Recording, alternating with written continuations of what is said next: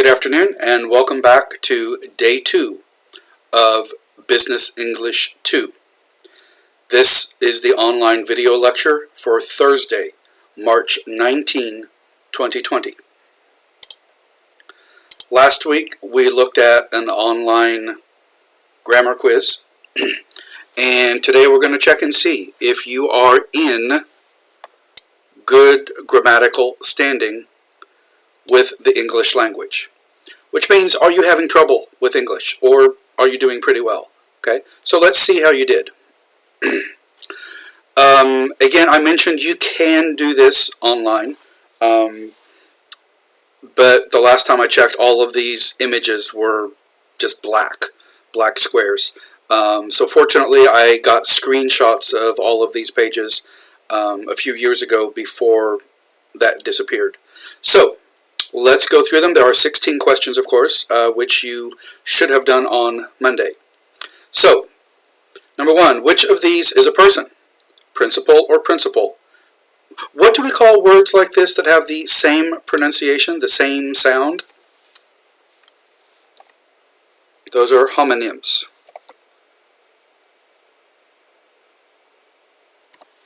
Homonyms. Okay? Homonyms have the same sound. They sound the same pronunciation. Principal and principal. Which one is a person? The second one here, principal. Remember the PAL, P-A-L, in principal, and you'll never forget this. You'll never forget this one. I remember that from when I was a child, that they told us that the principal, like the principal at a school, the principal is your pal. He's your friend. He will protect you. He's looking out for you. Okay? So the principal is your pal. Now, what about P-L-E? What does that mean? Principal with a P-L-E. A principal with a P-L-E, that's like a belief, a foundation, a guiding principle in business or in life is a belief or a system of doing things that you follow.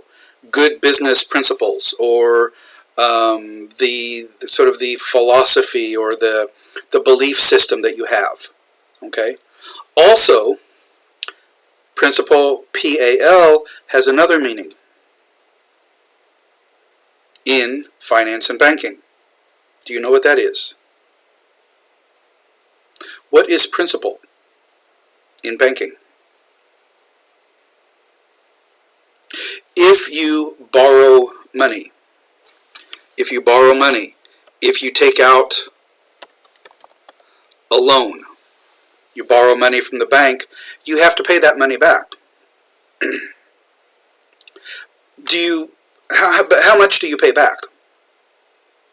Well, you have to pay back the original amount borrowed plus the interest. The original amount borrowed is the principal. So you would pay back the principal plus interest. The principal plus interest would be how much you would actually pay back. The principal is the original loan amount. Okay? Is it separate or is it separate? Is it A-R-A or E-R-A?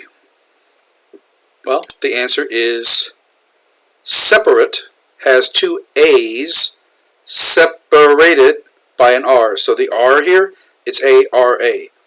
So separate is the correct spelling. This is a very common misspelling I see quite a bit. When do you use a semicolon? What is a semicolon? That is the dot with a comma below it. What do we call this punctuation symbol? Let me put that in bold so you can see it a little better. The two dots, one above the other. What's that called? That one is called a colon.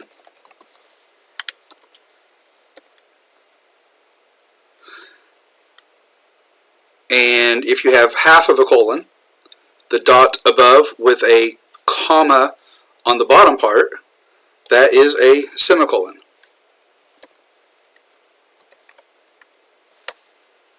see semicolon written like that. Sometimes you'll see semi-dash colon. Okay, sometimes you'll see it written like that. Both are okay. All right. So when do you use a semicolon? Semicolon is used, most commonly used, to link in a single sentence. So this is keeping things together in one sentence, not separating them completely, but to link in a single sentence, which means there's only going to be one period at the end, two independent clauses that are closely related. An independent clause is basically a sentence. An independent clause, you'll see that here, an independent clause has a subject and a verb, and it expresses a complete thought. So an independent clause is a sentence. So this semicolon allows you to link, to connect two sentences, to join them together into a single sentence. Why would you want to do that? Because they're closely related. So you want to keep them together. Instead of, if you use a period to separate them, the dot at the bottom there, if you use a period to separate them, that separates them. Okay, the semicolon keeps them a little bit closer. It's a shorter pause. A period is sometimes called a full stop, especially in British English. A full stop, complete, total stop. That's a period. Semicolon is a brief pause. Okay?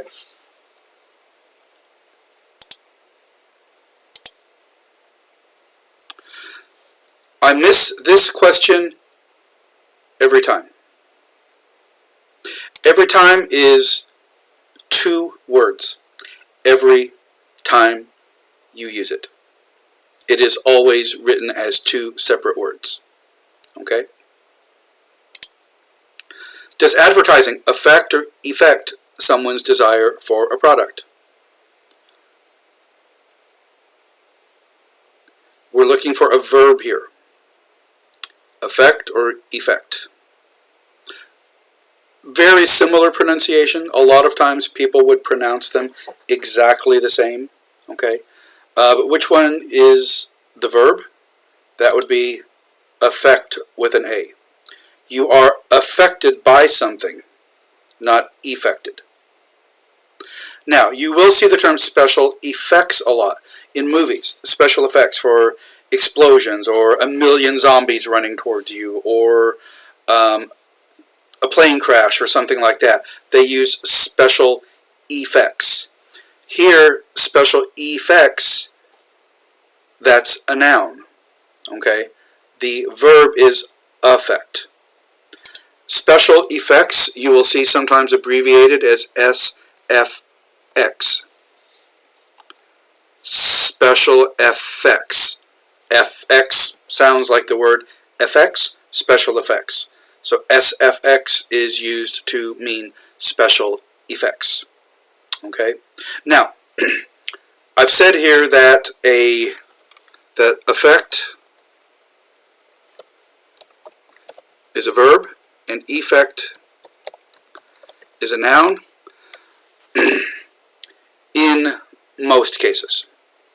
Okay, there are exceptions to this rule, which we will take a look at later. Okay, but most of the time, this is true. Okay.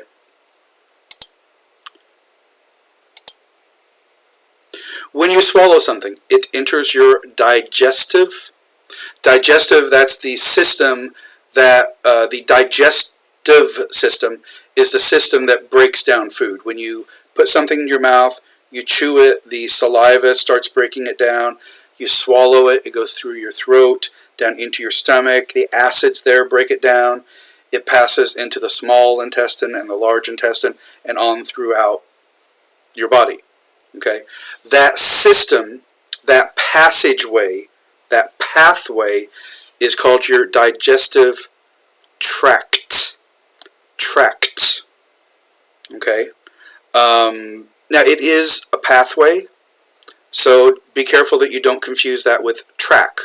Like on the soccer field over here, going around the soccer field is a running track, okay? Or race cars go on a track, or a train travels on train tracks, okay? So that is a common word also, which means like a pathway, a route for something to follow, okay? So be careful that you don't confuse those words. So this is a tract. Now there are some other uses for that also.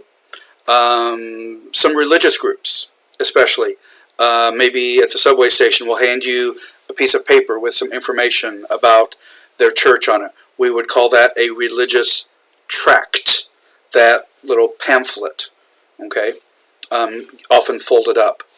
Also, in real estate, a piece of land, a piece of property, is a tract of land. So you'll see it used in that way also. So you may see that in banking. Someone's buying a tract of land. Okay? The next one, a dog's collar is usually worn around its neck. Which one do we use here? A dog's collar.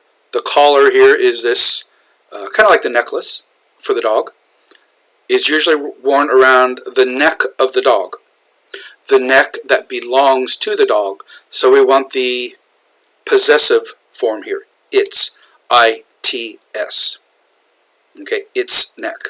The neck of the dog. Excuse me.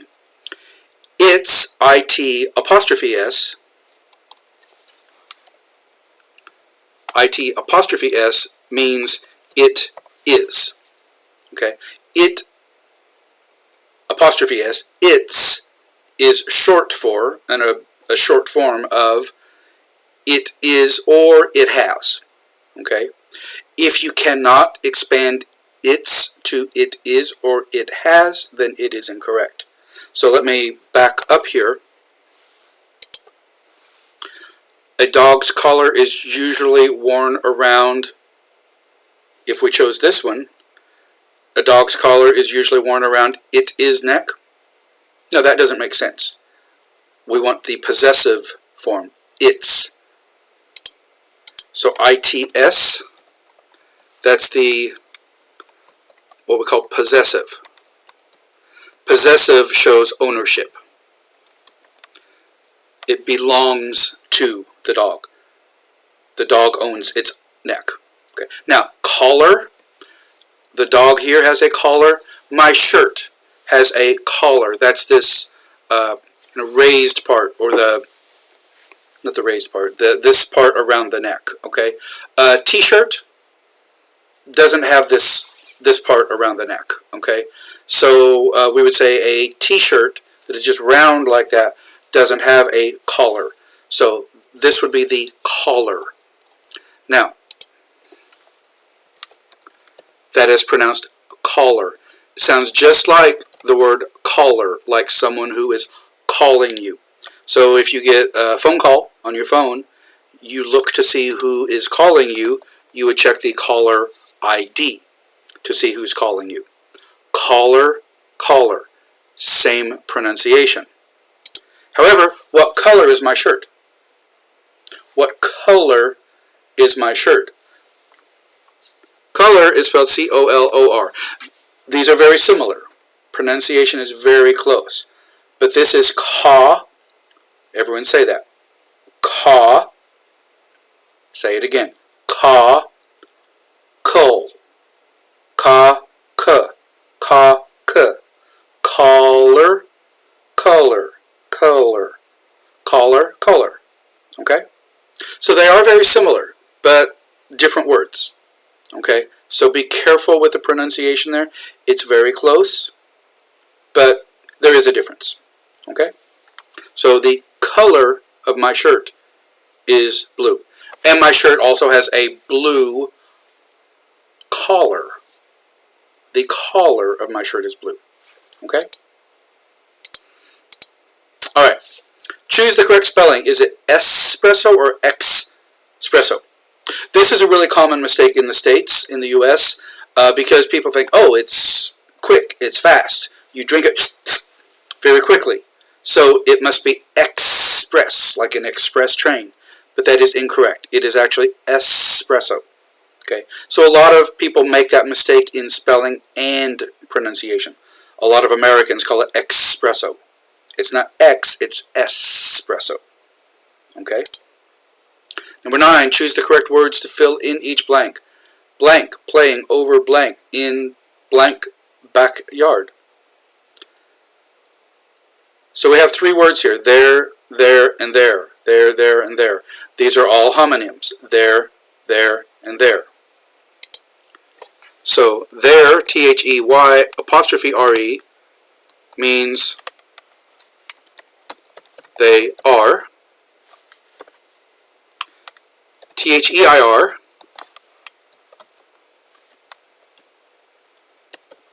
that's possessive.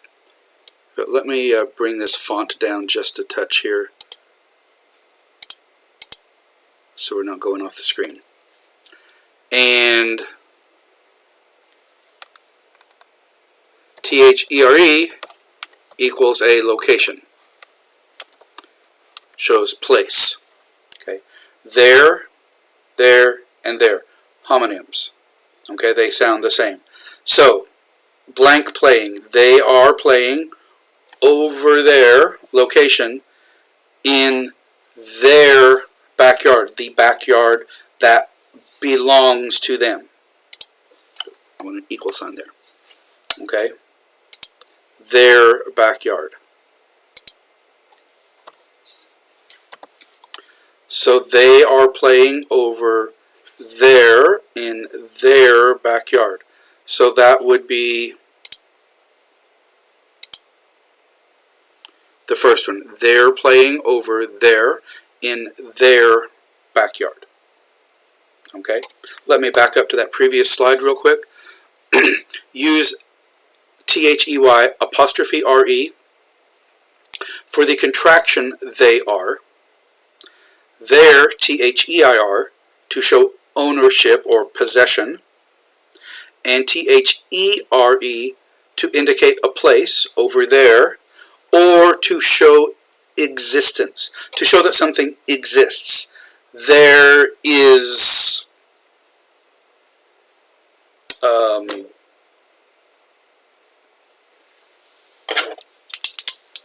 a pen in my pocket. There is. It exists. It is there. T-H-E-R-E also. Okay? So be very careful with those. Now notice T-H-E-Y. What's this punctuation symbol here? This little thing. What is that called? It looks like a comma, but it's up in the air. Sometimes people call it, joking, a sky comma. It's floating. T-H-E-Y apostrophe R-E. That is called an apostrophe. Say that. Apostrophe. Apostrophe. Apostrophe. Okay? So that is the apostrophe. Words like T-H-E-Y apostrophe R-E, that equals they are. Or it's, I-T apostrophe S, means it is. Or I'm, I apostrophe M. What does that equal? I am. He's.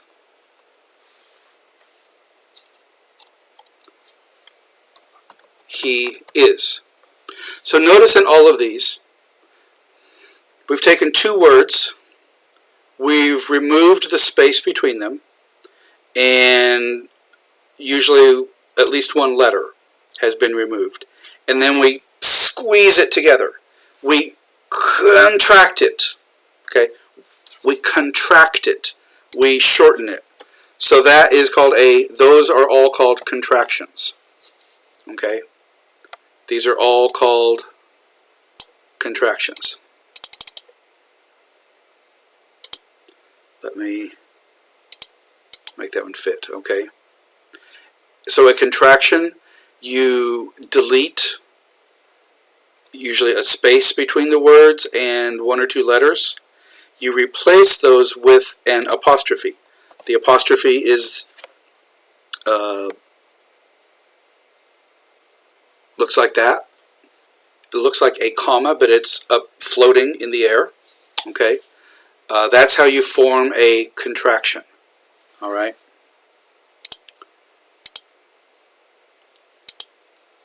Number 10. Is this sentence correct? I may have dozed off for a second. With an S here, this is pronounced dosed. Okay, but if you fall asleep, maybe while you're watching this video or in class, if you fall asleep on the bus, on the subway, in class, while you're watching a movie, not when you're actually trying to sleep, but when you are doing something else and you fall asleep temporarily for a short time, we say you doze off. If you doze off, you fall asleep. So if you're sitting on the bus, you're on the subway, you're watching a lecture online and you get a little sleepy, you might fall asleep. You might doze off. Now, if we're talking about medicine, when you go to the pharmacy, where the doctor will give you a prescription to take a certain amount of a medication at a certain time, and maybe, twice a day or once every evening, okay? That is, they prescribe a dose of medicine, okay? So notice it says here, you may have been dosed with some prescription drugs beforehand.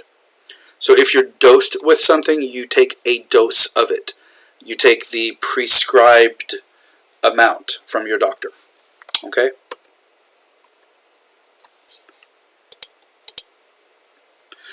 How do you spell this word?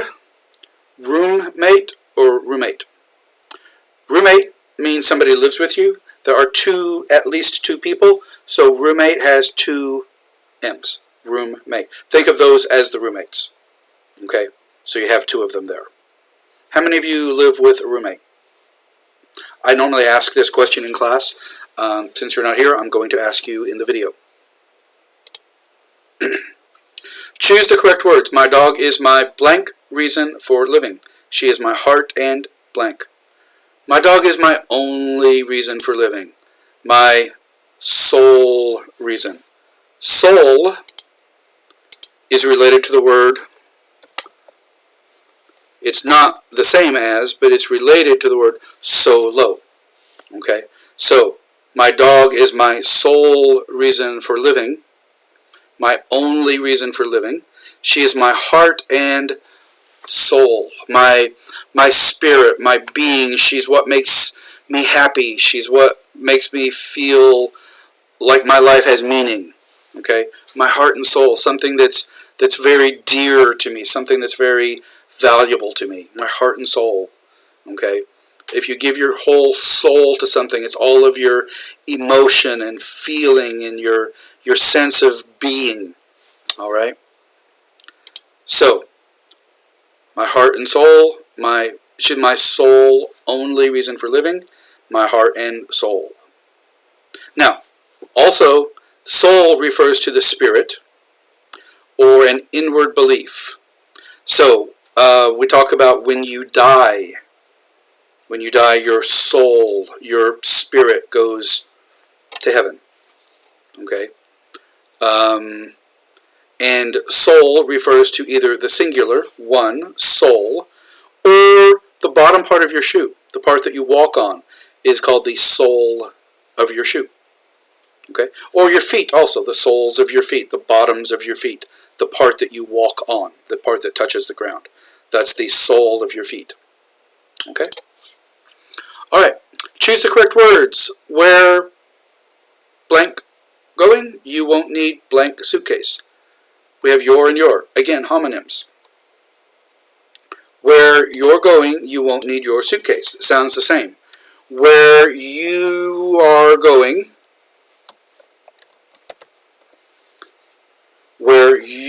you're going, you won't need your suitcase.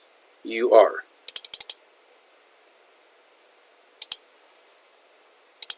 Where you're going, you won't need your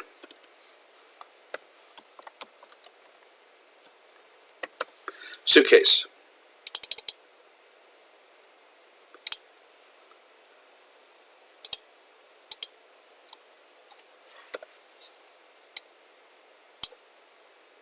Let me change this font. Okay. So where you are going, you will not need your suitcase, the suitcase that belongs to you. That shows possession or ownership. It belongs to you. So, where you're going, you won't need your suitcase. This, notice it says here, it's one of the most common mistakes made. And that's for native English speakers. This is a very, very common mistake that people make with your and your. It's also a mistake that you don't want to make. Because when people make this mistake, it does make them look uneducated. It makes them look stupid. Okay? So you want to be very careful with this and make sure that you're using this correctly.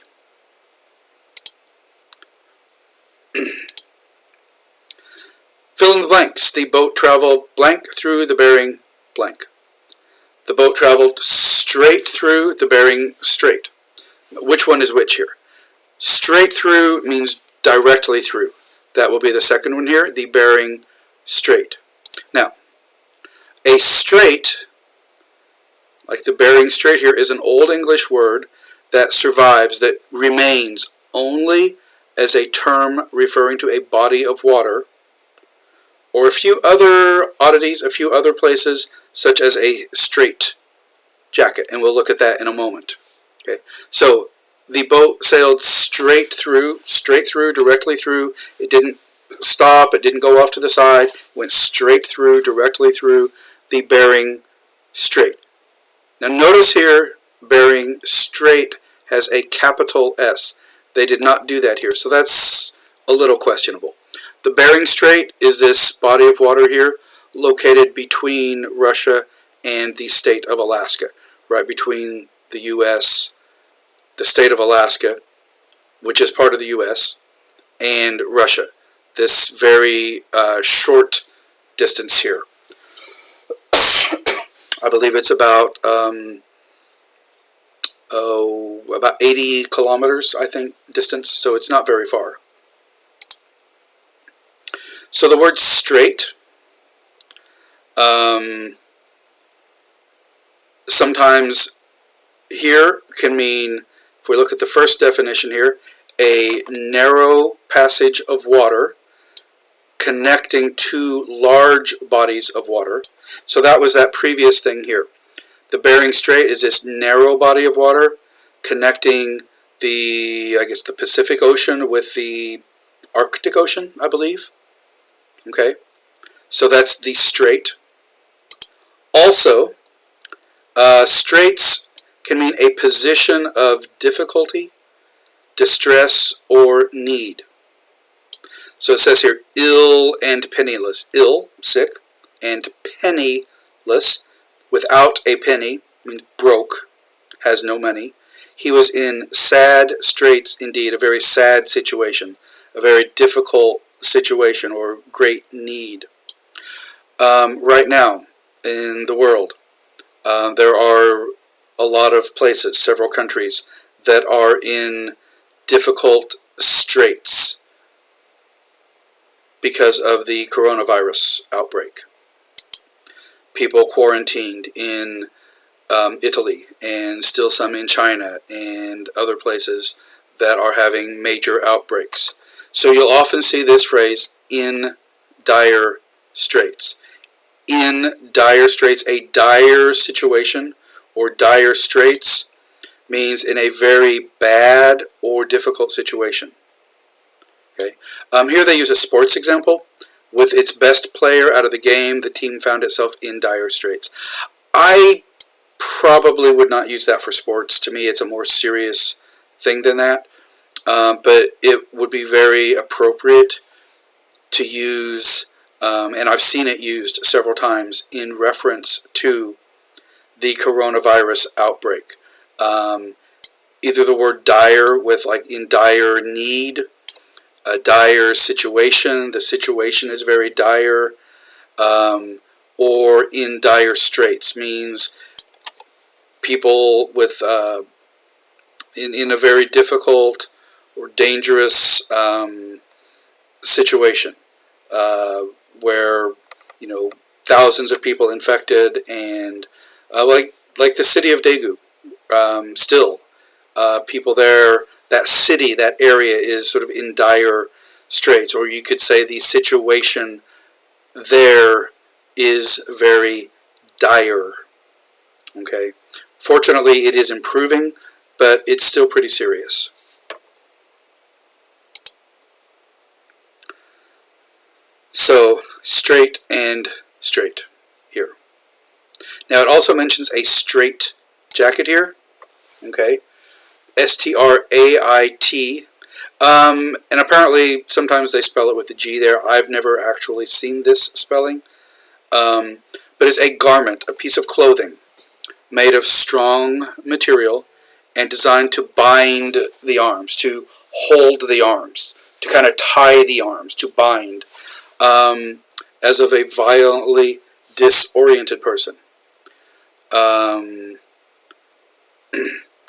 So you can put somebody in a straitjacket. This is what they look like. The arms are very long. The sleeves are very long, so they completely cover the hands and then wrap around the body. And so you can see here the sleeve comes all the way around the back, and here's the end of the sleeve, so that the person cannot move their arms at all. You'll see this a lot of times in mental hospitals. A person who is very violent, maybe they would injure themselves or a caretaker, or sometimes criminals. They will put them in a straitjacket so that they can't injure somebody else or themselves. So it constricts them, it confines them. All right. Another place you'll see straitjackets, probably the most common place actually you may see them, is magicians.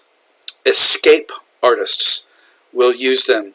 They will be put into a straitjacket and then locked in a box, and then the box is put underwater, and then the lid is locked.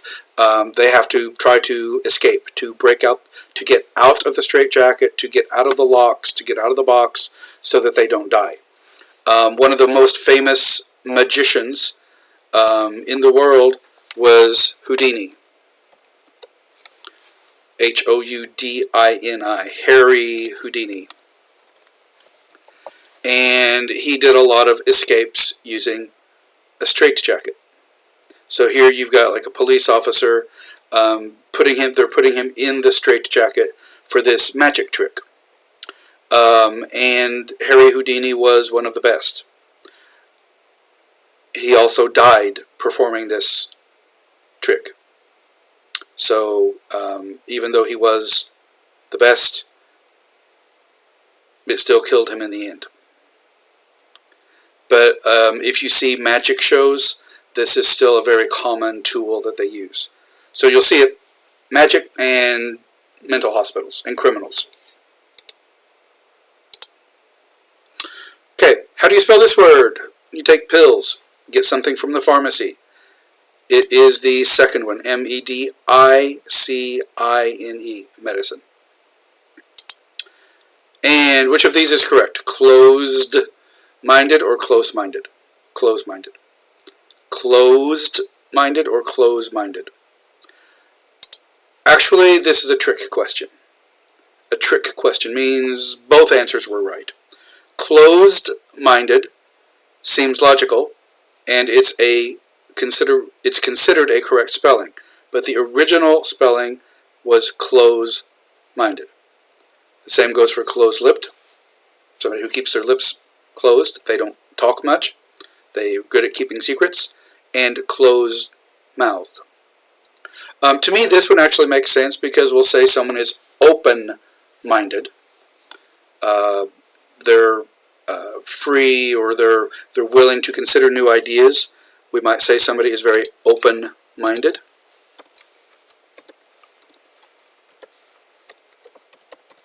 We don't say that they are opened-minded. So to me, close-minded makes more sense. Okay, but either one is correct. So, what's your score? How many did you get right? There were 16 questions. How many did you get correct?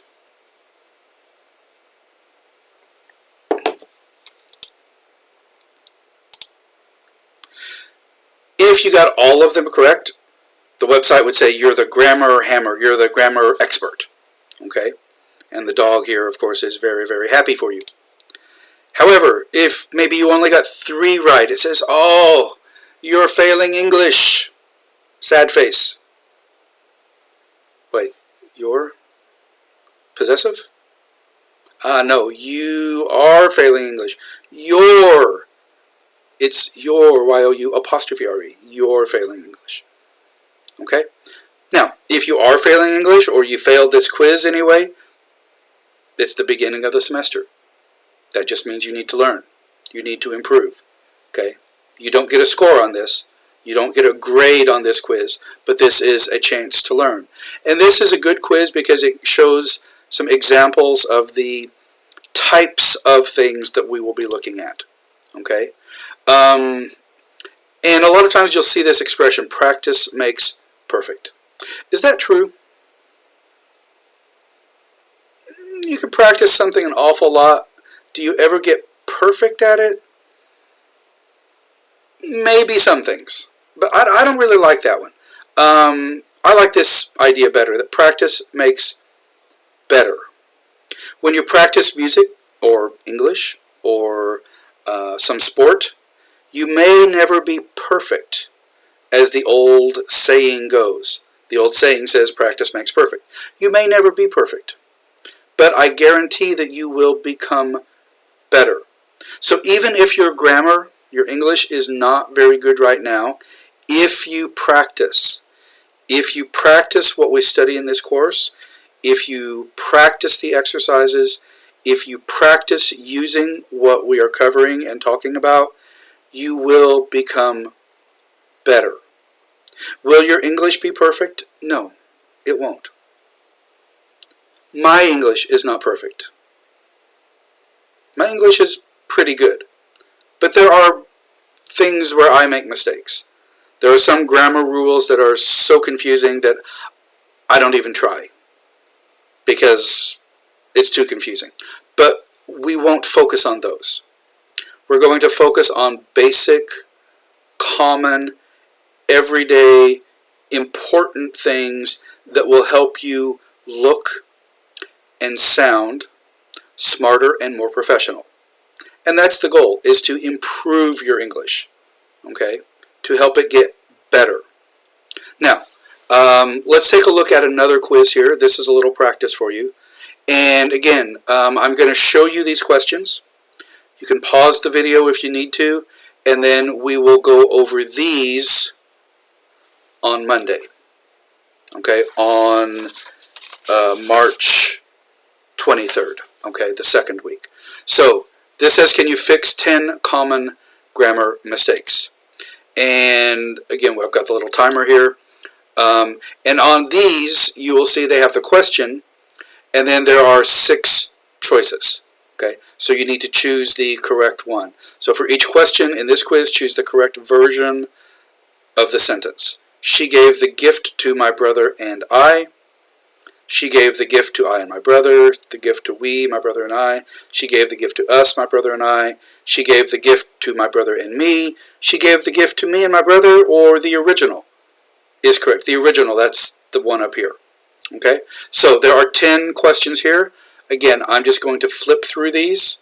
If you need time to read them, which I'm sure you will, just pause the video and then continue on to the next question. And we will go over these next week. Okay, so here's number 1. All right, and number 2. I'm just going to slide out of the way here.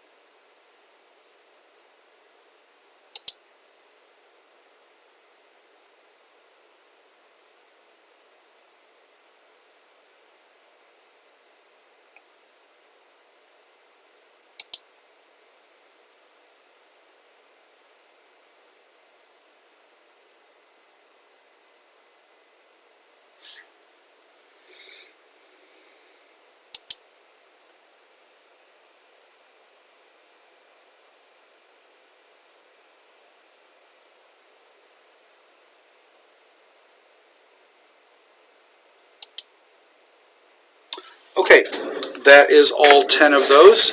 So please record your answers for those, and we will take a look at those next Monday. You guys have a great weekend, and we'll see you online Monday. Thanks for watching.